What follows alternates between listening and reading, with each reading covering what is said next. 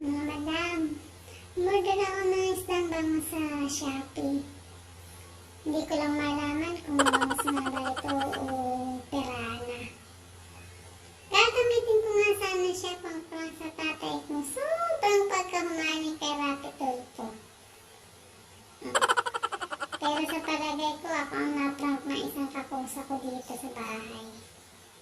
Napagalaman ko nga kasi na hindi lang pala siya magandang pang-prank.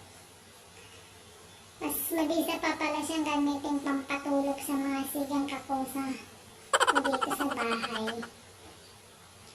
Ito kasi mga kakusa ko dito sa bahay, bago mo sila mapatumbay, kailangan mo muna silang lasingin sa ugoy ng duyan. Nakaramang trip ka na't lahat, sila gising pa.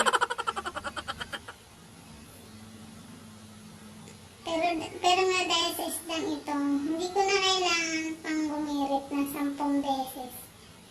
Patik lang pala ng isda, lasing na para sila. Talo pa ang uminom ng 10 litrong empty na may isdang pulutan, o diba?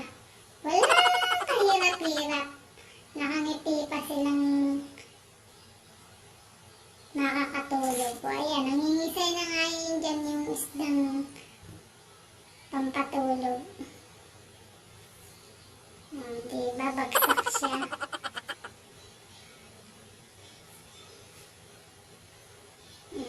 Ang sarap ng tulog ng kakusa ko. Binaba ko na siya sa duyan para mahimbing siya ng tulog. At ito na nga, nagising na ang dragon. Kakusa ko pala. At ang una niya talagang nahagilap yung isdang bangus o pirana. Diba? Enjoy. Ito kasi kakusa ko na ito masiga pa to kay Robin Padilla. Saan ka pa? Diba? Hindi niya nilubayan yung isda hanggat hindi nangingisay. Mamaya niyan, tingnan mo lang kung ano mangyayari.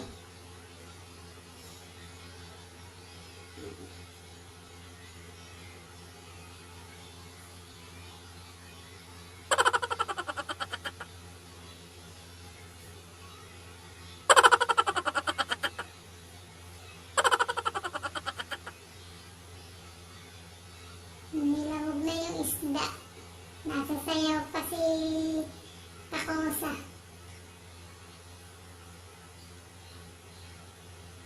Diba?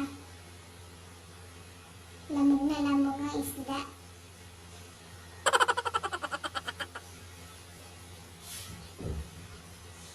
Sakit na talaga ang tiyan ng kakain itong islang ito. Ayan, dead ball na. Abangan, nasusunod na kabanata. Ito na.